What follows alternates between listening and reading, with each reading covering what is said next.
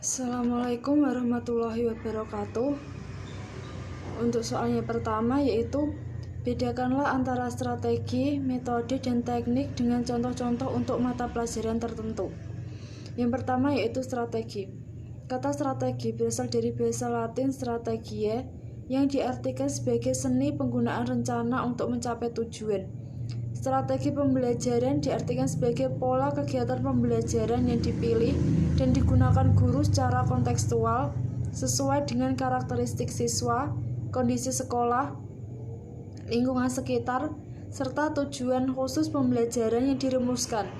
Strategi pembelajaran terdiri dari metode dan teknik yang akan menjamin bahwa siswa akan betul-betul mencapai tujuan pembelajaran. Yang kedua yaitu metode.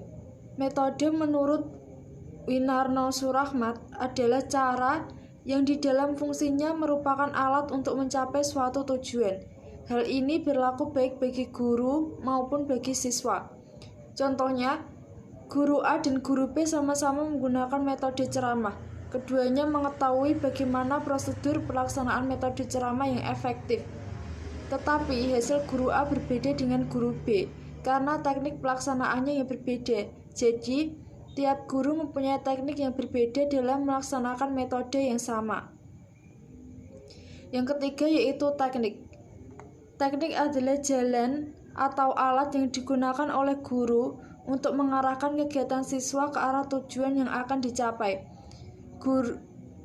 Guru yang efektif sewaktu-waktu siap menggunakan berbagai metode dengan efektif dan efisien menuju tercapainya tujuan. Contohnya, dalam suatu satuan acara perkuliahan, untuk mata kuliah metode-metode mengajar bagi mahasiswa program akta mengajar, terdapat suatu rumusan tujuan khusus pembelajaran sebagai berikut. Mahasiswa calon guru diharapkan dapat mengidentifikasi minimal 4 bentuk diskusi sebagai metode mengajar. Strategi yang dipilih untuk mencapai tujuan tersebut antara lain, yang pertama, mahasiswa diminta mengemukakan 4 bentuk diskusi yang pernah dilihatnya secara kelompok. Yang kedua, mahasiswa diminta membaca 2 buah buku tentang bentuk-bentuk diskusi dari beberapa buku. Yang ketiga, mahasiswa diminta mendemonstrasikan cara-cara berdiskusi sesuai dengan bentuk yang dipelajari. Sedangkan kelompok yang lain mengamati sambil mencatat kekurangan-kekurangannya untuk didiskusikan setelah demonstrasi selesai. Yang keempat, mahasiswa diharapkan mencatat hasil diskusi kelas. Dari contoh tersebut dapat dilihat bahwa kegiatan nomor C dan D adalah teknik pembelajaran dengan menggunakan metode strategi yang disusun guru untuk mencapai tujuan pembelajaran.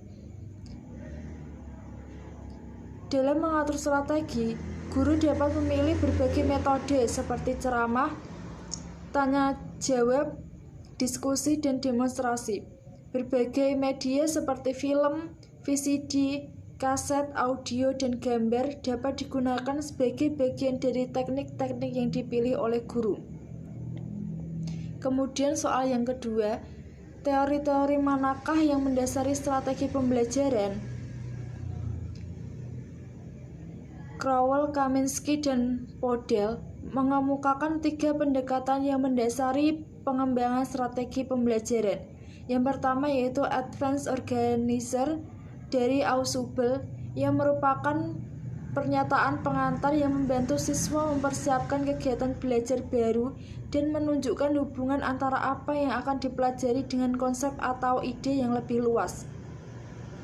Yang kedua, Discovery Learning dari Brunner yang menyatakan pembelajaran dimulai dari penyajian masalah dari guru untuk meningkatkan kemampuan siswa dalam menyelidiki dan menentukan pemecahannya. Yang ketiga yaitu peristiwa-peristiwa belajar dari Gagne. Ada 9 yaitu yang pertama menarik perhatian siswa, yang kedua mengemukakan tujuan pembelajaran, yang ketiga memunculkan pengetahuan awal, yang keempat menyajikan bahan simulasi, yang kelima membimbing belajar, yang keenam menerima respon siswa, yang ketujuh memberikan balikan, yang kedelapan menilai unjuk kerja, dan yang terakhir meningkatkan relensi dan transfer. Untuk soal yang ketiga, mengapa guru tidak mungkin menggunakan strategi ekspositori maupun discovery secara murni? Karena sulit bagi guru untuk menetapkan apakah metode-metode yang diterapkan tersebut ekspositori ataukah discovery secara murni. Karena biasanya dalam kegiatan pembelajaran tidak hanya berisi ceramah saja, melainkan guru juga memberi pertanyaan, memberi tugas, menyuruh siswa menunjukkan sesuatu. Untuk soal yang terakhir yaitu, apakah bedanya discovery dengan inquiry? Discovery atau penemuan sering dipertukarkan pemakaiannya dengan inquiry atau penyelidikan. Penemuan adalah proses mental yang mengharapkan siswa mengasimilasikan suatu konsep atau suatu prinsip. Proses mental misalnya mengamati, menjelaskan, mengelompokkan, dan membuat kesimpulan. Konsep misalnya bundar, segitiga, demokrasi, dan energi. Prinsip misalnya setiap logam apabila dipanaskan akan memuai. Yang inquiry merupakan peluasan dari discovery.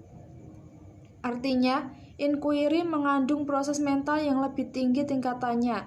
Misalnya, merumuskan masalah, merancang eksperimen, melaksanakan eksperimen, mengumpulkan data, menganalisis data, dan membuat kesimpulan. Sekian dari saya, semoga bermanfaat.